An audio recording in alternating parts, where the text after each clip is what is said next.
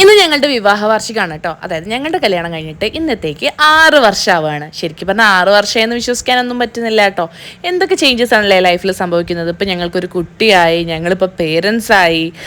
ഇതൊന്നും ശരിക്കും പറഞ്ഞാൽ ചില സമയത്ത് ഞാനും ഏട്ടനൊക്കെ ഇങ്ങനെ ആലോചിക്കുമ്പോൾ അത് ഉൾക്കൊള്ളാനേ പറ്റാറില്ല കേട്ടോ. അതായത് നമ്മൾ കുറച്ചും കൂടെ ഒരു എന്താ പറയുക ഏജ്ഡായി വരികയാണ്, അല്ലെങ്കിൽ നമുക്കൊരു കുട്ടിയായി, നമ്മൾക്കൊരു റെസ്പോൺസിബിൾ പേഴ്സണായി മാറി എന്നൊക്കെ ഇപ്പോഴും വിശ്വസിക്കാനേ പറ്റുന്നില്ല. എന്തായാലും എല്ലാ വർഷത്തെയും പോലെ ഞങ്ങൾ ആനിവേഴ്സറി ടൈമിൽ എന്തായാലും പുതിയ ഡ്രസ്സേ ഇടാറുള്ളൂ. അപ്പോൾ പിന്നെ അതിനുള്ള ഷോപ്പിങ്ങിന് വേണ്ടിയിട്ട് ഇറങ്ങിയതാണ് കേട്ടോ. അപ്പോൾ ഞങ്ങൾ വന്നിട്ടുള്ളത് ഇവിടെ ഗുജറാത്തിലുള്ള സുഡിയോയിലാണ് കേട്ടോ. അപ്പോൾ ഇവിടെ എനിക്ക് തോന്നുന്നു നാട്ടിലുള്ള സുഡിയോനേക്കാളും കളക്ഷൻസ് എനിക്ക് ഇവിടെ വന്നപ്പോൾ ഫീൽ ചെയ്തിട്ടുണ്ടായിരുന്നേ. അത്രയും വെറൈറ്റി കുറേ കളക്ഷൻസ് ഉണ്ടായിരുന്നു. അതും കൂടാണ്ട് ഇപ്പം ഞാൻ ഇപ്പോൾ നോക്കുന്ന സമയത്തൊക്കെ അതായത് XXL വരെ ഉള്ള സൈസിലുള്ള സാധനങ്ങളെല്ലാം ഇവിടെ അവൈലബിൾ ആയിരുന്നു. അതെനിക്കൊരു ഭയങ്കര പോസിറ്റീവായിട്ട് തോന്നിട്ടോ. കാരണം എല്ലാ സൈസ് റേഞ്ചിലുള്ള ആൾക്കാർക്ക് വന്നാലും ഇവിടുന്ന് ഡ്രസ്സ് എടുക്കാൻ പറ്റും.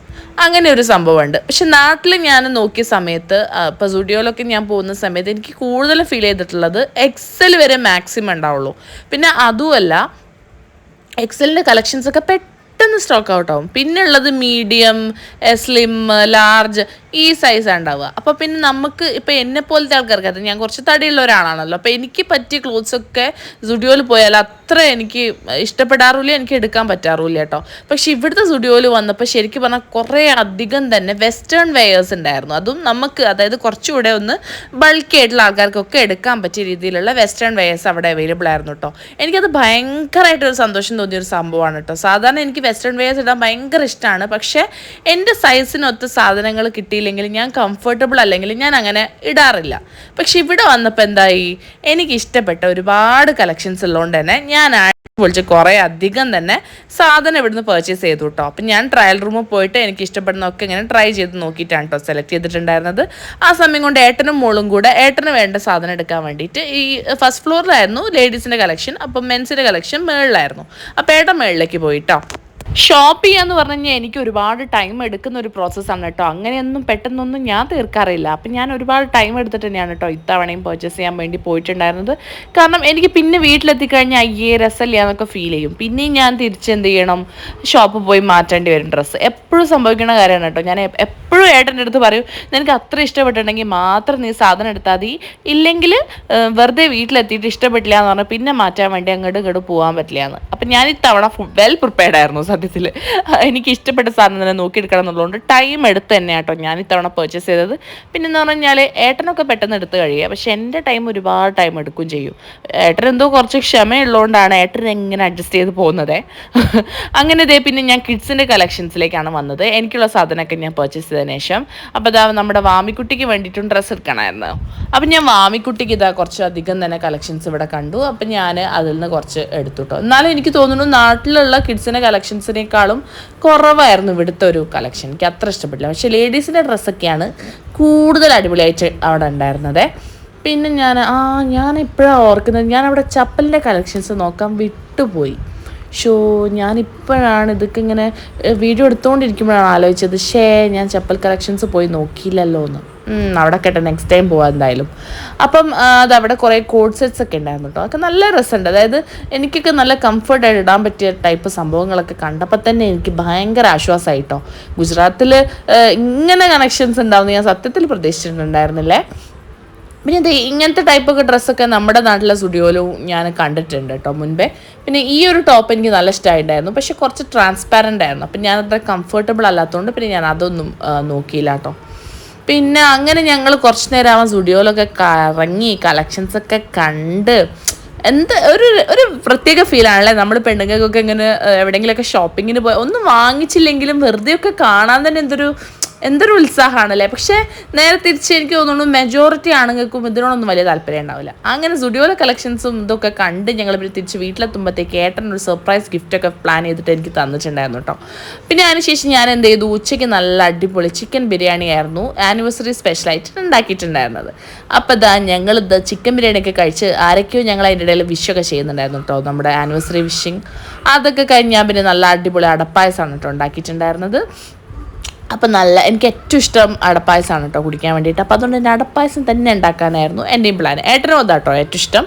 സേമിയത്തിനേക്കാളൊക്കെ അട തന്നെയാണ് ഏട്ടനും ഇഷ്ടം. അപ്പോൾ അതൊക്കെ കഴിഞ്ഞ് പിന്നെ ഞങ്ങൾ വൈകുന്നേരമാണ് ഞങ്ങളുടെ ആനിവേഴ്സറി സെലിബ്രേഷൻ സ്റ്റാർട്ട് ചെയ്യുന്നത്. അപ്പം ഞാനും ഏട്ടനും വാമിക്കുട്ടിയും കൂടെ കാറിലുണ്ട് കേട്ടോ. വാമിക്കുട്ടി ഉറങ്ങിപ്പോയതാണ് ആൾ. അപ്പോൾ ബാക്കിൽ കിടന്ന് ഉറങ്ങുന്നുണ്ട്. ഞങ്ങൾ പോയിട്ടുള്ളത് ഇവിടെ ഗുജറാത്തിൽ തന്നെയുള്ള ടീ പോസ്റ്റ് എന്ന് പറഞ്ഞിട്ടുള്ള ഒരു സ്പോട്ടിലേക്കാണ് കേട്ടോ. ഒരു അടിപൊളി സ്പോട്ടാണ്, നല്ല വൈബുള്ളൊരു പ്ലേസാണ് കേട്ടോ. അപ്പം അവിടെ പോയിട്ട് കേക്കൊക്കെ കട്ട് ചെയ്യാനായിരുന്നു ഞങ്ങളുടെ പ്ലാൻ. അപ്പോൾ കേക്ക് ഞങ്ങൾ ആക്ച്വലി വാങ്ങിയതെന്ന് പറഞ്ഞു കഴിഞ്ഞാൽ ഏട്ടൻ്റെ ഒരു ഫ്രണ്ട് ഉണ്ട്, നോർത്ത് ഇന്ത്യനാണ് കേട്ടോ. ഏട്ടൻ്റെ കൂടെ വർക്ക് ചെയ്യുന്ന ഒരാളാണ്. ആളുടെ വൈഫ് സ്വന്തമായിട്ട് കേക്കൊക്കെ ബേക്ക് ചെയ്യും. അപ്പം ഞങ്ങൾ അവരെടുത്ത് ഓർഡർ കൊടുത്തതായിരുന്നു. അപ്പോൾ അവർ നല്ല അടിപൊളിയായിട്ട് ഒരു ബട്ടർ സ്കോച്ച് ഫ്ലേവറിൽ വരുന്ന ഒരു കേക്ക് നമുക്ക് വേണ്ടിയിട്ട് ഉണ്ടാക്കി തന്നിട്ടുണ്ടായിരുന്നു കേട്ടോ. അപ്പോൾ ആ കേക്കൊക്കെ ആയിട്ട് ഞങ്ങൾ നേരെ ടീ പോസ്റ്റിലേക്ക് എത്തി. അപ്പം ഞങ്ങൾ എന്തൊക്കെയോ പാട്ടൊക്കെ പാടുണ്ടോ അതിൻ്റെ ഇടയിൽ ഏട്ടൻ. അപ്പോൾ അവിടുത്തെ ഒരു വൈബ് നിങ്ങൾ കാണുമ്പോൾ തന്നെ മനസ്സിലാവുന്നില്ലേ, ഒരു പ്രത്യേക ഒരു ഫീലാണ് കേട്ടോ. ഇവിടെ ശരിക്കും എനിക്ക് തോന്നുന്നു 24 hour ഓപ്പൺ ആയിട്ടുള്ള ഒരു കഫേയാണ് കേട്ടോ. പിന്നെ ആരും തന്നെ ഞങ്ങൾ പോയ സമയത്ത് ആരും തന്നെ ഉണ്ടായിരുന്നില്ല, കുറച്ച് പേരെ ഉണ്ടായിരുന്നുള്ളൂ കേട്ടോ. അപ്പോൾ അതുകൊണ്ട് തന്നെ നമുക്കൊരു ഭയങ്കര ഒരു പ്രൈവസി ഫീൽ ചെയ്തു. പിന്നെ അതേപോലെ കുറേ നേരം അവിടെ ഇരുന്നു, ഒരു ഭയങ്കര ഒരു ഫീലായിരുന്നു. പ്രത്യേകിച്ച് എനിക്ക് ആനിവേഴ്സറി, ബർത്ത്ഡേ ഇതൊക്കെ സെലിബ്രേറ്റ് ചെയ്യാൻ നല്ല ഇഷ്ടമുള്ള ഒരാളാണ് കേട്ടോ. എനിക്ക് ഇപ്പം എൻ്റെ ബർത്ത്ഡേ ആയാലും ഞാൻ ഭയങ്കര എക്സൈറ്റഡ് ആയിട്ടാണ് അതൊക്കെ സെലിബ്രേറ്റ് ചെയ്യാനൊക്കെ എന്താ പറയുക ഇഷ്ടമാണ്. ഓക്കെ, മനസ്സിലായല്ലോ ഞാൻ എന്താ ഉദ്ദേശിച്ചതെന്ന് മനസ്സിലായല്ലോ അല്ലേ. അങ്ങനെ ഞങ്ങൾ കേക്ക് കട്ട് ചെയ്യാണ് കേട്ടോ. അപ്പം അതിൻ്റെ എന്താ പറയുക, നമ്മുടെ കേക്കിൻ്റെ പുറത്ത് എഴുതിയിട്ടുണ്ട് 6 years of love. അതെ, സത്യമാണ്. 6 years of അടിപൊളിയായിട്ട് ഞങ്ങൾ സെലിബ്രേറ്റ് ചെയ്ത് അടിച്ചു പൊളിച്ച് ജീവിച്ചിട്ടുള്ള 6 വർഷങ്ങളാണ്. അപ്പോൾ 6 വർഷങ്ങൾ കടന്നു പോവാണ്. ഇനി ഒരുപാട് കാലം ഇങ്ങനെ അടിച്ചു പൊളിച്ച് ഞങ്ങൾക്ക് ജീവിക്കാൻ പറ്റട്ടെ എന്ന് ഞാൻ ദൈവത്തിനോട് പ്രാർത്ഥിക്കുകയാണ് കേട്ടോ ഈ ഒരു അവസരത്തിൽ ഏതായാലും. അപ്പോൾ ഞങ്ങൾ കേക്കൊക്കെ കട്ട് ചെയ്തു, വാമിക്കുട്ടിക്ക് കൊടുത്തു. പിന്നെ ഞാൻ അവിടുത്തെ ആ ഒരു വൈബൊക്കെ നിങ്ങൾക്ക് കാണിച്ചു തരാൻ വേണ്ടിയിട്ട് ഇങ്ങനെ വീഡിയോ എടുക്കുമായിരുന്നു കേട്ടോ. പിന്നെ വാമിക്കുട്ടി എൻ്റെ ഇടയിൽ ഓടിയൊക്കെ കളിക്കുന്നുണ്ടായിരുന്നു. പിന്നെ എൻ്റെ ഇടയിൽ കുറച്ച് വെള്ളമൊക്കെ അവിടെ ഉണ്ടായിരുന്നു. അതിൻ്റെ മുകളിലൊക്കെ ചാടി ഓടിയൊക്കെ കളിക്കുന്നുണ്ടായിരുന്നു കേട്ടോ. ഫുൾ ചളിപിളിയാക്കാനുള്ള പ്ലാനായിരുന്നു. പിന്നെ ഞങ്ങൾ അവിടുന്ന് കേക്കൊക്കെ കട്ട് ചെയ്തു, നല്ല അടിപൊളി ടീയും സ്നാക്സൊക്കെ കഴിച്ച ശേഷം പിന്നെ പുറത്ത് പോയിട്ട് ഫുഡ് കഴിച്ചു കേട്ടോ. പിന്നെ ഞാൻ ആ വീഡിയോ എടുത്തില്ല, ഹോട്ടലിൽ പോയി ഫുഡ് കഴിക്കുന്ന വീഡിയോ, അത് എനിക്ക് മിസ് ചെയ്തു. അപ്പം അങ്ങനെയൊക്കെയായിരുന്നു ഞങ്ങളുടെ ഒരു കുഞ്ഞു ആനിവേഴ്സറി സെലിബ്രേഷൻസ് കേട്ടോ. അപ്പോൾ ഇത് ഞങ്ങളുടെ കല്യാണ വീഡിയോ ആണ്. അപ്പം എനിക്കൊരു ആഗ്രഹം ഉണ്ടായിരുന്നു നിങ്ങളെല്ലാവരും തന്നെ എൻ്റെ ഒരു കല്യാണ വീഡിയോയും കൂടെ ഈ ഒരു വ്ളോഗിൽ കാണണമെന്ന്. അപ്പം കല്യാണ വീഡിയോ എന്ന് പറഞ്ഞാൽ ഞാൻ ഫുള്ളായിട്ടുള്ള വീഡിയോ അല്ല, ഇത് ആക്ച്വലി അവർ ട്രെയിലറായിട്ട് ചെയ്തിട്ടുള്ള ഒരു വീഡിയോ ആണ്. അപ്പം എന്തായാലും എനിക്ക് അത്രയും സന്തോഷം തന്ന നിമിഷങ്ങളാണല്ലോ ഇതൊക്കെ. അപ്പം നിങ്ങളടുത്ത് ഷെയർ ചെയ്തില്ലെങ്കിൽ പിന്നെ ആരുടെ അടുത്താണ് ഇതൊക്കെ ഷെയർ ചെയ്യുക. അപ്പോൾ 6 വർഷങ്ങൾക്ക് മുന്നേ ഞങ്ങളുടെ ആ ഒരു കല്യാണം നടന്ന സംഭവങ്ങളാണ് നിങ്ങളിപ്പോൾ കാണാൻ പോകുന്നത്. ഇതാണ് എൻ്റെ നാട്ടിലെ അമ്പലം കേട്ടോ. അപ്പം അമ്പലം ഷൂട്ടിൻ്റെ ആ ഒരു കുഞ്ഞു ക്ലിപ്പാണിത്. അപ്പോൾ അമ്പലം ഷൂട്ടിൻ്റെ ടൈമിൽ സാധാരണ എല്ലാവരും വേഷ്ടി മുണ്ട് ഇടുന്നതുകൊണ്ട് ഞാൻ കുറച്ച് വെറൈറ്റി ആയിട്ട് സാരി കൊടുത്തിട്ടായിരുന്നു അമ്പലം ഷൂട്ട് ചെയ്യാൻ വേണ്ടിയിട്ട് പോയിട്ടുണ്ടായിരുന്നത് കേട്ടോ. അപ്പം നല്ല അടിപൊളി ഒരു ബ്ലൂവും പിങ്കും ഷെയ്ഡ് വരുന്നൊരു സാരിയൊക്കെ ഇട്ട് മാലയും കമ്മലൊക്കെ ഇട്ട് തരുണിയും മണിയായിട്ടാണ് ഞാൻ അമ്പലത്തിൽ പോയി ഷൂട്ടൊക്കെ ചെയ്തിട്ടുണ്ടായിരുന്നത്. നല്ല രസമായിരുന്നു. പിന്നെ എൻ്റെ കല്യാണം ഔട്ട്ഫിറ്റ്, കല്യാണ വീഡിയോ ഒക്കെയാണ് നിങ്ങൾ ഇനി കാണാൻ പോകുന്നത്. ഞാൻ അത്രയും ആഗ്രഹിച്ച് സെലക്ട് ചെയ്തിട്ടുള്ള എന്താ പറയുക ഡ്രസ്സും ഓർണമെൻറ്റ്സും പിന്നെ സ്റ്റേജ് ഡെക്കറേഷനും ഒക്കെ തന്നെയായിരുന്നു. അതുകൊണ്ട് ഞാൻ ഫുള്ളി സാറ്റിസ്ഫൈഡ് ആണ് കേട്ടോ. എൻ്റെ കല്യാണത്തിനെ പറ്റി ആലോചിക്കുമ്പം ഇപ്പോഴും എല്ലാം ഓക്കെ ആയിട്ട് തന്നെയാണ്, സെറ്റായിട്ട് തന്നെയാണ് ഞാൻ ചെയ്തതെന്നുള്ളതുകൊണ്ട് തന്നെ എനിക്കങ്ങനെ റിഗ്രറ്റ് ഇല്ല, അയ്യോ എനിക്കത് ചെയ്യാമായിരുന്നു ഇത് ചെയ്യാമായിരുന്നു. ഞാൻ എല്ലാം ഫുള്ളി സാറ്റിസ്ഫൈഡ് ആയിട്ട് ചെയ്തിട്ടുള്ള ഒരു കല്യാണമാണ് കേട്ടോ എൻ്റെതെന്ന് പറയുന്നത്. അപ്പോൾ ഇത് ഞങ്ങൾ ഹൽദിയൊക്കെ പ്ലാൻ ചെയ്തിട്ട് ഞാനന്ന് മെലിഞ്ഞിട്ടായിരുന്നു കേട്ടോ. നിങ്ങൾ കണ്ടാൽ തന്നെ മനസ്സിലാവുന്നുണ്ടാവും. ഡെലിവറിക്ക് ശേഷം ഞാൻ നന്നായിട്ട് വണ്ണം വെച്ചിട്ടുണ്ട്. അപ്പം കണ്ടല്ലോ ഞാൻ നല്ല മെലിഞ്ഞിട്ടായിരുന്നു. അച്ഛനും അമ്മയൊക്കെ ഭയങ്കര യങ് ആയിട്ട് ഫീൽ ചെയ്യുന്നുണ്ട് കേട്ടോ എനിക്ക് ഈ വീഡിയോ കാണുമ്പോൾ തന്നെ. പിന്നെ ഇതൊക്കെ എൻ്റെ കുറേ റിലേറ്റീവ്സും കാര്യങ്ങളൊക്കെയാണ് കേട്ടോ. പിന്നെ ഞാൻ ഹൽദിക്ക് ശേഷം പിന്നെ എന്താ പറയുക ഞങ്ങൾക്ക് ചെറിയൊരു വൈകുന്നേരം റിസപ്ഷൻ പോലെ ഉണ്ടായിരുന്നു. അതിനും ഞാൻ തലേ ദിവസത്തെ കാര്യമാണ് ഞാൻ പറയുന്നത്. തലേ ദിവസം രാവിലെ തൊട്ട് ഉച്ച വരെ ആയിരുന്നു ഹൽദി. അപ്പോൾ ഉച്ചയ്ക്ക് ശേഷം ഞങ്ങൾ എന്ത് ചെയ്തു, പറഞ്ഞ പോലെ കുറേ പേര് വരുമല്ലോ തലേ ദിവസം വീട്ടിൽ. അപ്പോൾ അവരെയൊക്കെ കാണാൻ വേണ്ടിയിട്ട് നല്ല റെഡ് ലെഹങ്കയൊക്കെ ഇട്ടിട്ടായിരുന്നു ഞാൻ സെറ്റായിട്ടുണ്ടായിരുന്നത്.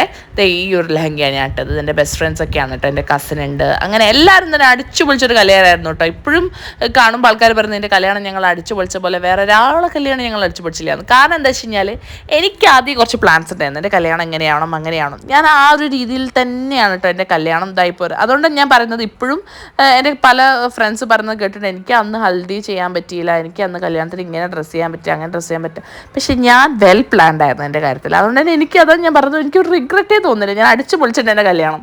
അതുകൊണ്ട് ഇപ്പോഴത്തെ കുട്ടികളെ കല്യാണം കാണുമ്പോഴൊന്നും എനിക്ക് അങ്ങനത്തെ ഒരു എന്താ പറയുക റിഗ്രറ്റ് തോന്നില്ല. അയ്യോ എനിക്ക് ഇങ്ങനെയൊക്കെ അവർ ചെയ്ത പോലെ ചെയ്യാമായിരുന്നു, അങ്ങനത്തെ ഒരു സംഭവമില്ല. അടിച്ചു പൊളിച്ചുകൊണ്ട് തന്നെ എനിക്കത് അടിപൊളിയായിരുന്നു. അപ്പം ഞങ്ങളിവിടെ എൻ്റെ കല്യാണം നടന്നത് നമ്മുടെ അഴകൊടി, കോഴിക്കോട് അഴകൊടി അമ്പലം ഉണ്ടല്ലോ, അവിടെ തന്നെ ഒരു ഓഡിറ്റോറിയം ഉണ്ട്, അവിടെ വെച്ചിട്ടായിരുന്നു കല്യാണം നടന്നത്. അങ്ങനെ ഞാൻ നല്ല എൻ്റെ മേക്കപ്പ് ചെയ്തത് സീനാസ് ബ്രൈഡൽ ഇമേജ് എന്ന് പറഞ്ഞിട്ടുള്ള ഒരു ടീമാണ്. നല്ല അത്യാവശ്യം എൻ്റെ എൻജിനീയറിങ്ങിന് എൻ്റെ കൂടെ പഠിച്ച ഒരു ഫ്രണ്ടിൻ്റെ കല്യാണം അവരായിരുന്നു ചെയ്തിട്ടുണ്ടായിരുന്നത്. അപ്പം ഞാൻ ആ കല്യാണത്തിന് പോയപ്പോൾ അവളുടെ മേക്കപ്പ് കണ്ടിട്ട് ഇഷ്ടപ്പെട്ടിട്ടാണ് ഞാനും അവരെ ഏൽപ്പിച്ചത്. അവർ നന്നായിട്ട് തന്നെ ചെയ്തിട്ടുണ്ടായിരുന്നു. പക്ഷേ ഒരു പ്രശ്നം എന്താ പറ്റിയെന്ന് വെച്ച് കഴിഞ്ഞാൽ നമുക്ക് അങ്ങനെ അവരുടെ അടുത്ത് അഭിപ്രായങ്ങളൊന്നും പറയാൻ പറ്റില്ല. അതായത് അവരവരുടേതായ രീതിയിൽ ചെയ്യും, നമ്മളത് ഓക്കെ പറയണം. പക്ഷേ ചെയ്ത വർക്ക് അടിപൊളിയാണ്, ഇല്ലയെന്ന് ഞാൻ ഒരിക്കലും പറയില്ല. പക്ഷേ എനിക്ക് ഞാൻ ആ സമയത്ത് കുറച്ചുകൂടെ അത്ര മെച്ചുവേർഡ് അല്ലല്ലോ, 24 വയസ്സല്ലേ ഉള്ളൂ. അപ്പോൾ എനിക്ക് എൻ്റെതായ ഒരു അഭിപ്രായം പറയാൻ ഒരു പേടിയായിരുന്നു അവരുടെ അടുത്ത്. കാരണം അവർ ഭയങ്കര ഒരു എന്താ പറയുക ഒരു സംഭവമാണെന്നുള്ള രീതിയിലായിരുന്നു അവരുണ്ടായിരുന്നത്. അപ്പോൾ എനിക്ക് അതൊരു ഭയങ്കര റിഗ്രറ്റായി ഫീൽ ചെയ്തു. പക്ഷേ എന്നാലും ചെയ്ത വർക്കിനെ ഞാൻ ഒരിക്കലും കുറ്റം പറയില്ല. എന്തൊക്കെയാണെങ്കിലും എല്ലാവരും അടിപൊളി അഭിപ്രായമായിരുന്നു കേട്ടോ എൻ്റെ ഒരു മേക്കപ്പിനെ പറ്റി പറഞ്ഞിട്ടുണ്ടായിരുന്നത്. അപ്പം അതുകൊണ്ട് ഞാൻ അവരൊന്നും പറയുന്നില്ല. ഓക്കെ, എന്തായാലും ഇതൊക്കെ നമ്മളെ ആ ഒരു ഷൂട്ട് ഉണ്ടാവുമല്ലോ, പുറത്തു പോയിട്ടുള്ള ഷൂട്ടില്ലേ, നമ്മൾ സരോവരത്ത് വെച്ചിട്ടായിരുന്നു അതൊക്കെ ഷൂട്ട് ചെയ്തിട്ടുണ്ടായിരുന്നത്.